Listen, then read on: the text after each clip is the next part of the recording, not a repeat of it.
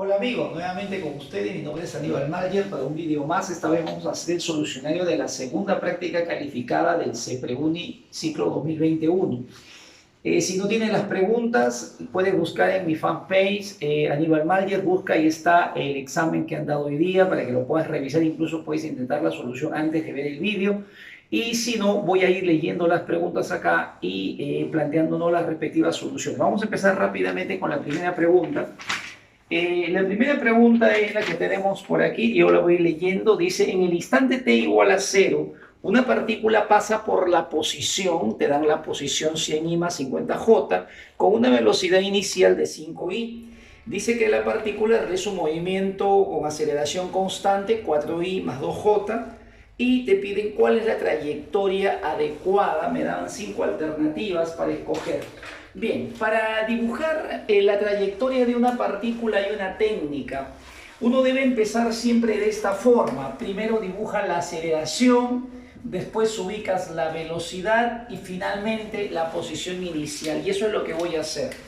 La aceleración 4i más 2j sería de esta manera. Sería un 4i más un 2j. Quiere decir que mi aceleración es de esta forma. Esta sería aproximadamente la aceleración. Y la aceleración siempre va a coincidir con el eje de la parábola. Eso significa que la parábola, porque este es un movimiento bidimensional, cuando la velocidad y la aceleración no son paralelas, cuando forman un ángulo, el movimiento es bidimensional, y si la aceleración es constante, el movimiento es una parábola. Entonces, este movimiento parabólico será aproximadamente de esta manera. La parábola debe ser simétrica hacia ambos lados, ¿no? Bueno, más o menos debe ser de esta manera. Está simétrica para acá, debe ser, bueno, más o menos de esta forma para acá. Una vez que ya tengo la parábola, su concavidad siempre va a coincidir con la dirección o el sentido de la aceleración, y la línea de acción de la aceleración justo coincide con el eje.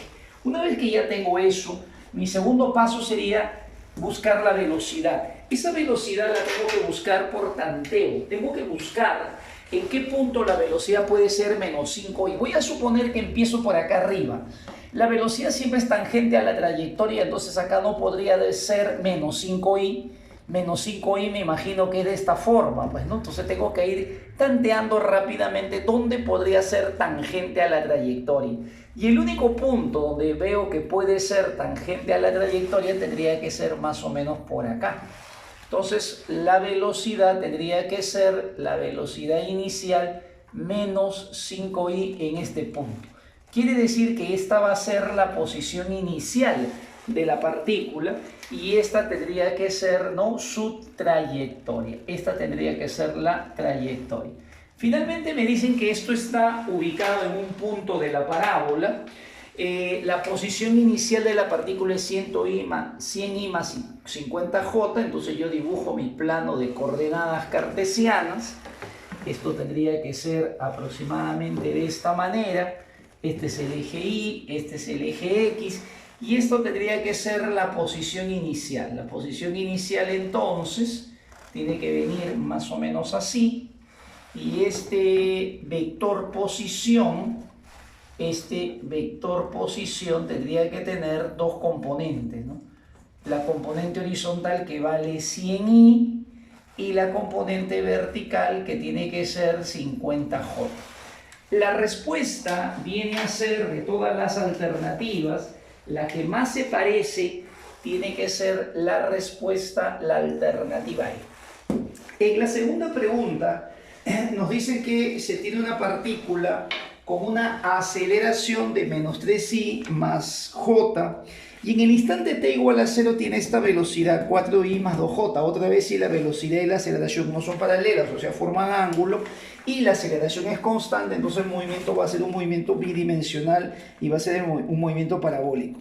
Me piden determinar el desplazamiento en el instante que la rapidez, o sea, el valor de la velocidad es mínimo. Cuando quiero hallar el desplazamiento, yo pienso en esta expresión. El desplazamiento debe ser la velocidad inicial por el tiempo más un medio de la aceleración por tiempo al cuadrado. tengo la velocidad y tengo la aceleración, pero no sé el tiempo. Y me piden o me dan como dato que este tiempo en el que quiero hallar el desplazamiento es el tiempo en el que el valor de esta velocidad o el valor de la velocidad, la rapidez es mínima. ¿Qué condición debe cumplirse para que la velocidad sea mínima? Entonces, esto lo voy a plantear así. Hay que recordar en un movimiento parabólico que la velocidad es mínima en este punto. Siempre en el vértice, siempre cuando la partícula está en el vértice, aquí tiene una velocidad que es así tangencial también. Y entonces la velocidad en ese momento, cuando está en el vértice de la parábola, esa es la velocidad mínima. En ese instante, cuando la velocidad es mínima, entre la velocidad y la aceleración hay que darse cuenta que son perpendiculares. Y entonces se puede aprovechar esa perpendicularidad. Voy entonces primero a hallar la velocidad y mira, después te voy a explicar cómo se aprovecha la perpendicularidad. Voy a hallar entonces la velocidad en ese instante. Voy a poner así, mira, velocidad final sería velocidad inicial más aceleración por tiempo. La velocidad mínima, que es la que estoy buscando, sería así. La velocidad inicial ya la conozco, sería 4i más 2j multiplicado por la aceleración, que sería menos 3i más j, y todo eso por un tiempo t. Bueno, voy a desarrollar la velocidad final. La idea de los vectores justamente es que las i y las j se trabajen en forma independiente. Entonces voy a trabajar primero a las i. El t pasa a multiplicar acá, sería menos 3t. Y con este 4 se juntarían, sería así, 4 menos 3t. Todo esto está en el eje de la i. Acá sería t por 1, t más este 2 sería 2 más t, todo esto sería en el eje de la j. Esta es la velocidad en un instante cualquiera. Esta velocidad yo quiero que sea mínima para que su valor sea mínimo. Si quiero que sea mínima, entonces se supone que estamos en el vértice y se debe cumplir esta propiedad. Vamos por acá. La velocidad es mínima cuando la velocidad es perpendicular a la aceleración. Si la velocidad y la aceleración son perpendiculares, se debe cumplir esto entonces. El producto de la velocidad escalarmente por la aceleración tiene que darme 0. La velocidad es la que hemos calculado acá hace un momento. Sería este valor 4 menos 3t en el eje de la i más 2 más t en el eje de las j.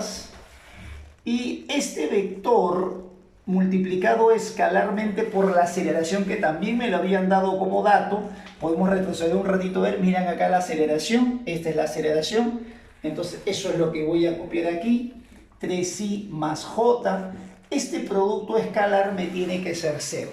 ¿Cómo se multiplicaba escalarmente? Puedes revisar el vídeo de multiplicación de vectores, se multiplican las componentes i, jj y eso da 0.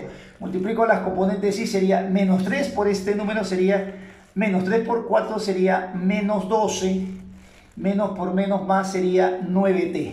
El 1 por el 2t o 2 más t, 1 por 2 más t sería 2 más t y todo es igual a 0. Acá te queda 10t, al otro lado te queda menos 10 que pasa sumando sería 10 y entonces el valor de t te sale 1. Ese es el tiempo que ha pasado para que la velocidad sea mínima. Ahora sí, voy a hallar entonces el desplazamiento que se ha experimentado en ese tiempo. El desplazamiento entonces, repito, es la velocidad inicial por el tiempo transcurrido más un medio de la aceleración por tiempo al cuadrado. La velocidad inicial es dato, sería 4i, siempre trabajando en forma vectorial, multiplicado por el tiempo que ya sé que es un segundo. Un segundo se demora en que la velocidad sea mínima. Y acá sería un medio de la aceleración, que es menos 3i más j por 1 elevado al cuadrado. Bien, juntamos todas las i, juntamos todas las j, vamos a ver cuánto nos sale. El 1 que multiplica no afecta, sería acá menos 3 por un medio sería menos 1,5, 4 menos 1,5 sería 2,5i. Acá tenemos 1 por un medio sería un medio 0,5 más 2 sería 2,5j. Y esa sería entonces la respuesta, que sería la clave B del problema. La clave B del problema. Nos vamos a la tercera pregunta. Este es un problema de movimiento parabólico. El problema dice que un proyectil se lanza desde la superficie de la Tierra en el instante 0. No me dan la velocidad de lanzamiento. Y dice que después de unos segundos, en el instante t1, tiene esta velocidad. Tiene una velocidad de 48i, o sea, 48 en la horizontal, y tiene un valor de 16J, 16 en la vertical. Dice que la partícula alcanza una altura máxima. En la altura máxima el 48 se mantendrá siendo 48, pero en el punto más alto, cuando la velocidad vertical es 0, dice que la altura es 180 metros. Y me piden cuánto vale ese instante T1, me dan como dato que la gravedad es 10. Bueno, cuando la gravedad es 10 hay que recordar siempre y manejar esto que se llaman las reglas de Galileo. Las alturas, los tiempos se pueden operar con facilidad. Si la altura es 10, nosotros podemos recordar que la altura en cada segundo cumple que es una progresión aritmética. Eso descubre Galileo cuando un cuerpo está en caída vertical. Las alturas que va recorriendo en cada segundo están en esa proporción. En el primer segundo es la mitad de la gravedad. En el siguiente es más el valor de gravedad sería 15, más gravedad 10 sería 25, 35 y así sucesivamente. Para completar 180 metros de altura máxima, entonces tienen que ser 6 segundos de subida. Tendrían que ser 6 segundos de subida, ahí sumo. Entonces acá tenemos 6 segundos de bajada y 6 segundos de subida. Ha tenido que subir 6 y bajar 6 para tener una altura de 180 metros y esas serían las alturas. Si son 6 segundos, entonces vamos a calcular cuánto tiempo ha pasado. La velocidad horizontal debe seguir siendo 48, porque la velocidad horizontal no cambia. Y la velocidad vertical, para que sean 6 segundos, también es una regla de Galileo. Si la gravedad es 10, va disminuyendo de 10 en 10. Acá tiene que llegar siendo 0, entonces acá tiene que ser 60. Si la haces con 60 son 6 segundos de subida, si fuera 55 y así sucesivamente. Entonces tengo 60 y acá tengo 16. ¿Cuánto tiempo habrá pasado? También lo puedes sacar mentalmente, o si quieres aplicas esta relación, pues, ¿no? La velocidad final es la velocidad inicial más la aceleración de gravedad por el tiempo. La velocidad final sería 16J, la velocidad inicial 60J, la aceleración de gravedad sería menos 10J multiplicado por el tiempo t. Bueno, despejando de aquí, de 10J pasa, esto pasa a restar y la respuesta sería 4,4 segundos, que sería la alternativa A del problema. En la pregunta número 4, una pregunta de teoría, como siempre interesante, dice en el MSU, movimiento circular uniforme, la aceleración es 0, pues la rapidez es constante. La respuesta es falso. La respuesta es falso porque si hay aceleración. En el MSU, si bien es cierto, la rapidez es constante, cambia en dirección y sentido. La velocidad no cambia en valor, que es la rapidez, pero sí cambia en dirección y sentido. Entonces lo que va a tener aquí es aceleración centrípeta. Tiene una aceleración centrípeta. Sí tiene aceleración, por eso es falso. En la segunda, en el MSV, o sea, cuando MSV quiere decir que es uniformemente variado, cambia el valor y la dirección de la velocidad. La aceleración solo es tangencial, también es falso, porque aquí va a tener aceleración tangencial y va a tener aceleración centrípeta. Y en la última, en el MSU, la velocidad es constante, también es falso, porque lo que es constante es la rapidez. Lo que es constante es la rapidez. El valor va a ser el mismo. Puedo aprovechar esta gráfica, si esto fuera un movimiento circular, enfocando por acá, el valor va a ser el mismo. Observa que el valor puede ser el mismo, pero la dirección va a cambiar continuamente. Entonces la velocidad no es constante porque cambia su dirección, pero solamente lo que es constante es la rapidez. Por lo tanto, la respuesta es falso. La clave sería falsa, falsa, falsa, y entonces la respuesta correcta es la alternativa E. En la pregunta que sigue, nos dan este problema en esta figura. Dice que la trayectoria que se muestra es de un MSU. Y me dicen que al pasar por la posición 2J, en esa posición hay esta aceleración de menos 8J. Y me piden el periodo del movimiento. La gráfica me muestra esta posición. Aquí comienza el movimiento. ¿Cuál es la posición 2J? Bueno, la posición se mide desde el origen del sistema de coordenadas. Acá tengo una posición, por ejemplo, y para que sea 2J, 2 quiere decir que en la vertical 2J tendría que ser esta posición. Esta sería la posición, vale 2J porque es vertical. Si fuera menos estaría abajo. Si estuviera por acá tendría componente J y también componente X. Entonces, como solo tiene J, tiene que estar en la vertical. Quiere decir que el radio de la trayectoria también vale 2, ¿no? Ese sería el radio. En todo caso, por poner así, solo el radio, el valor, vale 2 y la posición 2J. Y en este momento dice que la aceleración es menos 8J. Como es un MCU, solamente lo que tenemos es aceleración centrípeta. Entonces, la aceleración es menos 8 en el eje J. Menos porque va para abajo, porque es centrípeta, está apuntando hacia el centro de la circunferencia. Y como sabemos que es centrípeta, podemos aplicar así, ¿no? El valor de la aceleración centrípeta es velocidad angular al cuadrado o rapidez angular al cuadrado, porque es el valor multiplicado por el radio de la trayectoria. A este radio le podemos poner R minúscula, ¿no? Entonces el valor de la aceleración es 8, la rapidez angular no la conozco, el radio vale 2, simplifico 4 y saco raíz, me sale 2. Pero esta rapidez angular a su vez se define así, ¿no? Esto se puede calcular como el ángulo girado en una vuelta entre el tiempo que demora, que se llama periodo. Despejando entonces de aquí el periodo, te sale pi segundos.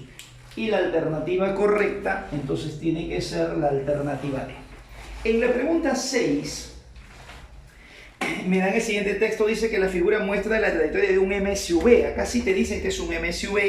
Y dice que al pasar por esta posición, menos 3i más 4j, su aceleración es 2,7i y su rapidez dice que está aumentando.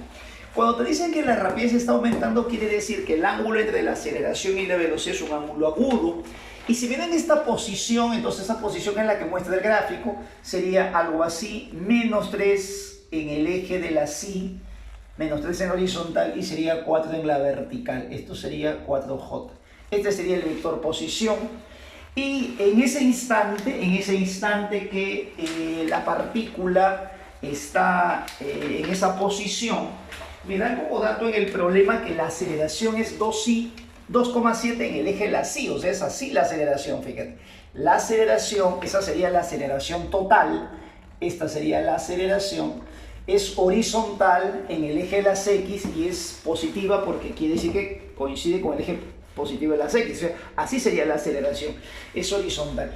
Y en ese momento la pregunta es calcular el ángulo que forma la velocidad con la aceleración en esa posición. ¿Cuál es la velocidad? La velocidad, por teoría, nosotros sabemos que siempre es tangente a la trayectoria. Lo que me están pidiendo es este ángulo, el ángulo que forma la velocidad con la aceleración justo en esa posición. ¿Cómo hago para calcular el ángulo?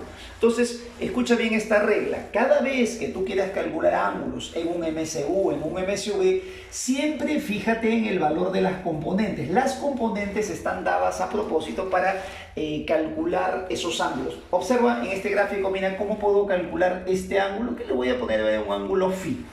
Para calcular ese phi puedo hacer esto, me voy aquí a la posición primero. Esta componente 3/4 significa que este ángulo es 53 grados.